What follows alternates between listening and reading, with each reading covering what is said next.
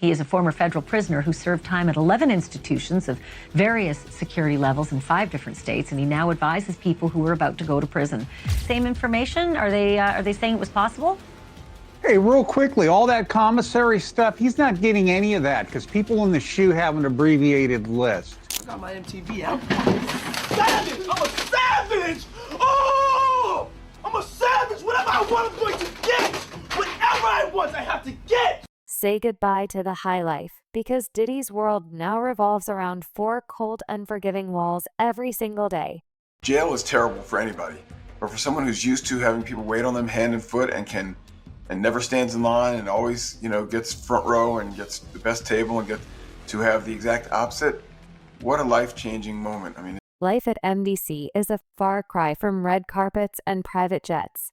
This place isn't nicknamed Hell on Earth for nothing. Known for its brutal conditions, cramped cells, and unforgiving atmosphere, MDC has broken even the toughest spirits.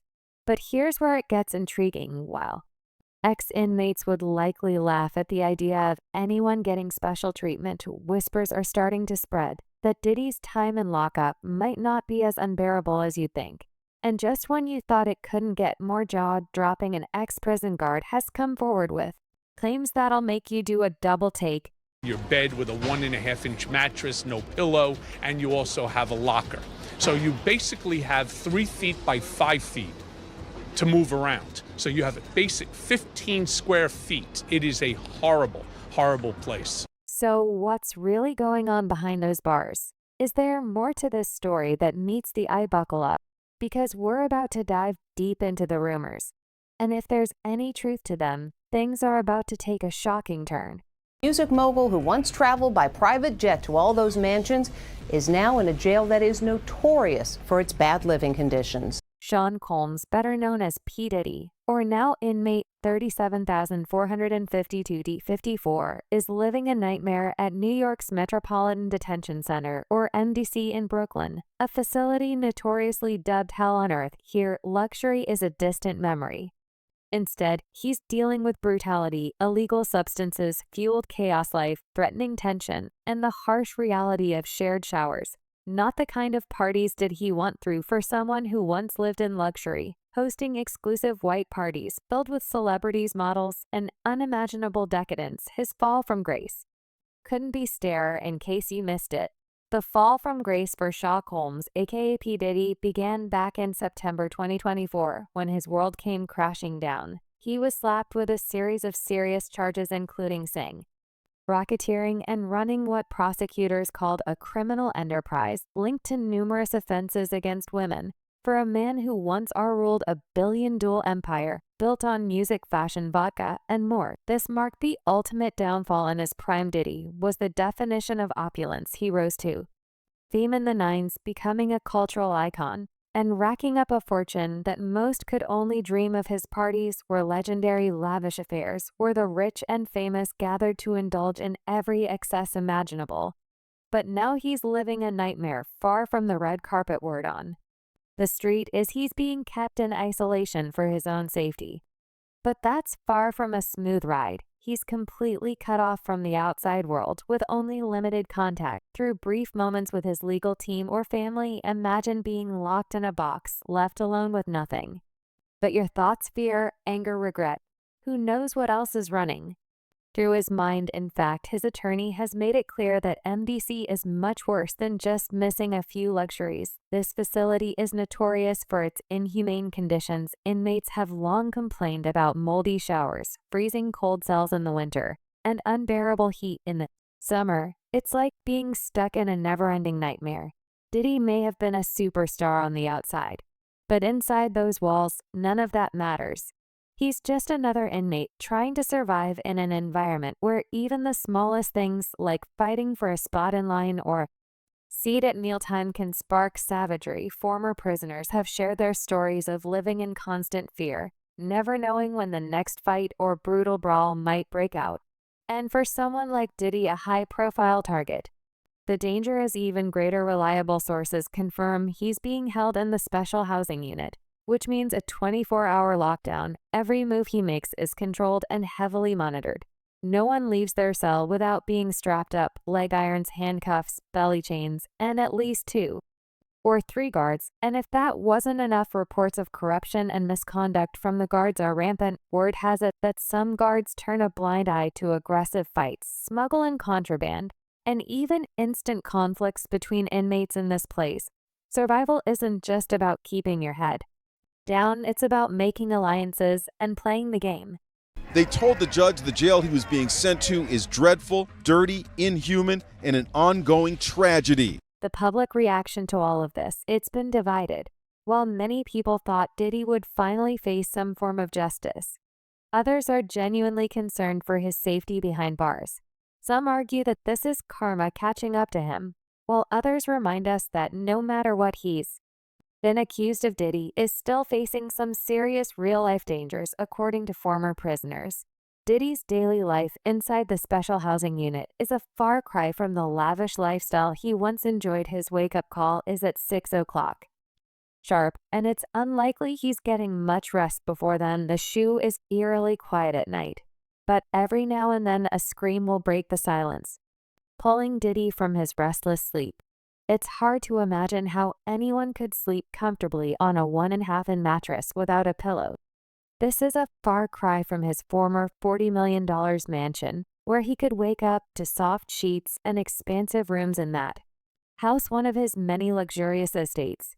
He enjoyed perks like a theater, a spa, a beauty salon, and even a pool connected to an underground water tunnel.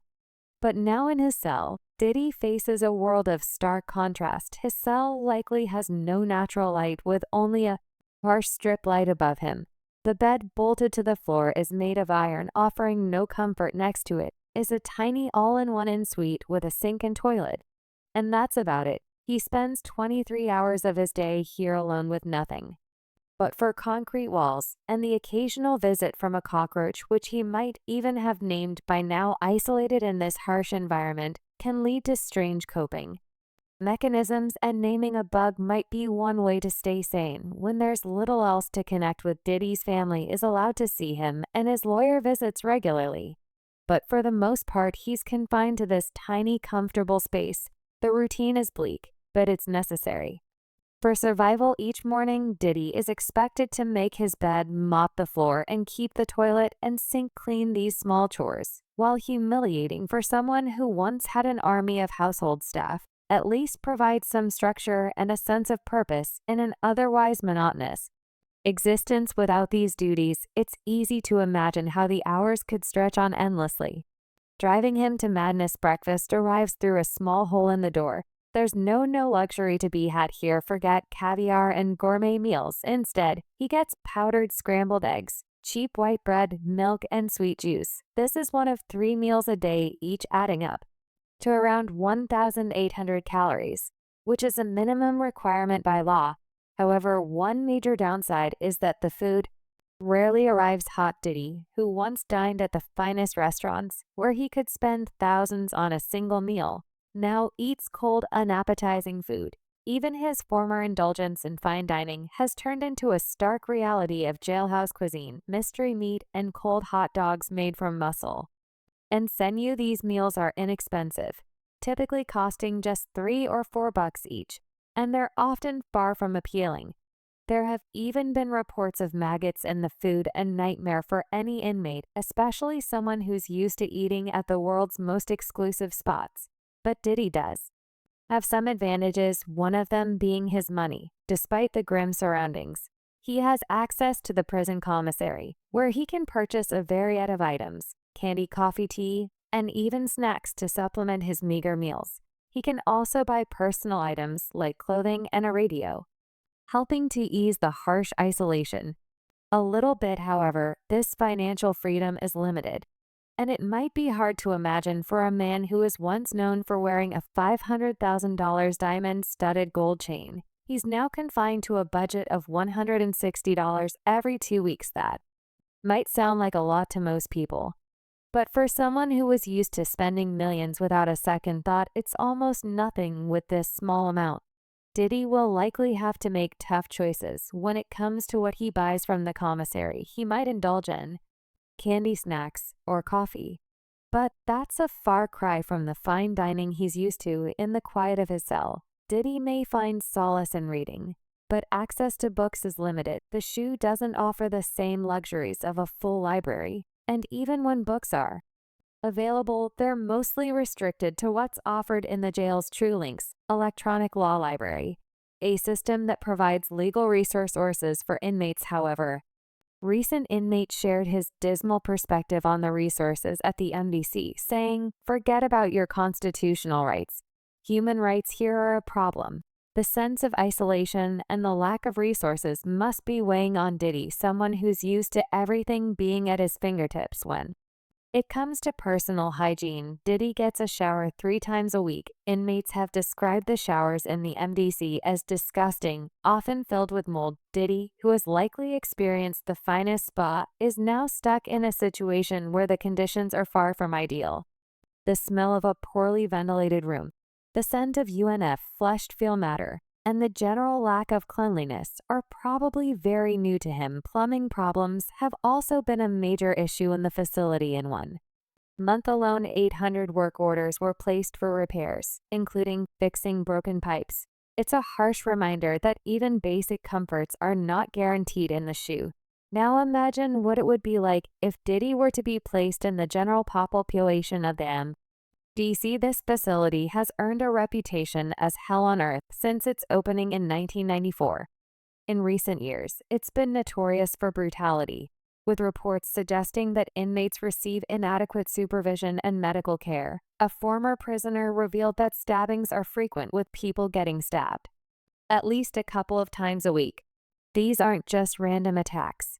Inmates are often armed with homemade knives that can be 6 to 9 in long, making the environment even more dangerous. In one tragic incident, an inmate was stabbed multiple times, only to be given a 25-day lockdown as punishment instead of receiving immediate medical care. Another inmate was fatally stabbed, a grim reminder of how savage the MDC can be. The situation is made worse by corruption within the system. 6 correctional officers have been fired in the last 5 years for bringing contraband into the prison, including phones, illegal substances, razors, and scalpel, according to some inmates. Some correction officers are even gang members themselves, making the environment even more unpredictable. The level of brutality is so severe that judges have been reluctant to send prisoners to the MDC. However, due to the closure of the Metropolitan Correctional Center, which housed high-profile prisoners like Jeffrey Epstein, the MDC remains one of the only options for housing individuals like Diddy. If anything were to happen to him, the fallout would be significant, and heads would certainly roll. So is Diddy completely safe in his current situation? It's hard to say. Saw for certain recently, it was reported that Diddy might have been moved from complete isolation into a dorm with another high-profile prisoner, former crypto king Sam Bankman-Fried. It is also known that Diddy's lawyers have called the conditions at the MDC horrific. They've even attempted to get Diddy released on bail with a $50 million bond, but the judge denied the request, meaning Diddy staying put for now. If Diddy is in fact in a dorm, life will be even more difficult. He'll face 24-hour paranoia, sleeping with one eye open, constantly on guard. It's a dorm meant for those requiring protective custody, but that doesn't mean it's free from danger. You might be living with inmates who, like him, are in for serious offenses, including S-related crimes. And considering Diddy's immense wealth, it's likely he'll have to pay someone significant money to ensure his safety. Despite his wealth, he's still very much at risk. In a dangerous environment like the one he's in, aside from all these harsh conditions in prison, there's some fresh news about Diddy and another inmate causing a stir. It turns out that Diddy and Luigi Mangione are both being held at Brooklyn's MDC, and their time behind bars is turning into quite the drama. Diddy has reportedly been struggling with a lot of negativity from other inmates. According to sources from the Daily Mail, he's upset about the hate he's been receiving inside the lockup, feeling like he's facing a lot of hostility from his fellow prisoners. But on the flip side, Luigi Mangione seems to be getting quite the opposite treatment. Luigi, who's facing serious charges, including the murder of United Healthcare CEO Brian Thompson, has quickly earned the affection and respect of the other inmates after being transferred to the MDC from a facility in Pennsylvania. He ended up sharing the same space as Diddy.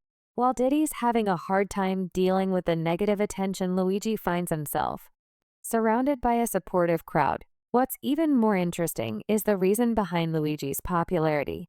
Many of the inmates at the detention center have apparently found common ground with him, especially over shared struggles, such as losing loved ones due to inadequate health care. These connections have reportedly made Luigi quite popular, and he's been able to get by with much more ease than Diddy, who's used to a very different kind of lifestyle.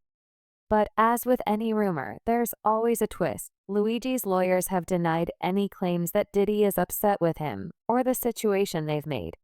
It's clear that there's no tension between the two, and that the whole story might be getting blown out of proportion.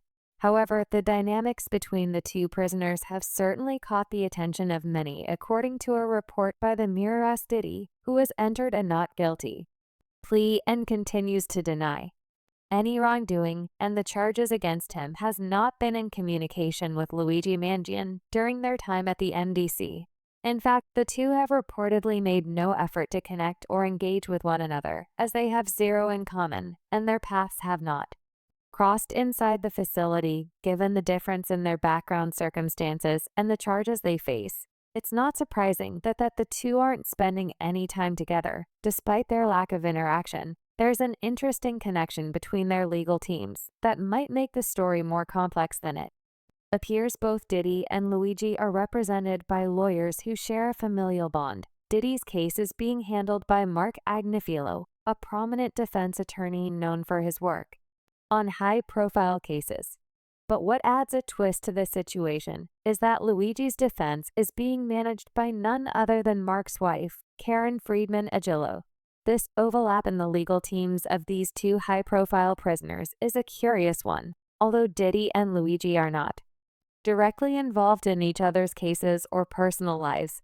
The fact that their respective legal battles are being handled by a husband and wife team shows just how interconnected the world of criminal defense can be, especially when dealing with such complex and high-stakes cases. Karen, who is also an experienced attorney in her own right, works alongside her husband Mark in defending clients who often face serious charges. While they might be working on different cases, their professional paths seem to have intertwined in this particular situation, given that both clients are now in the same prison and are facing public scrutiny for their actions as of now.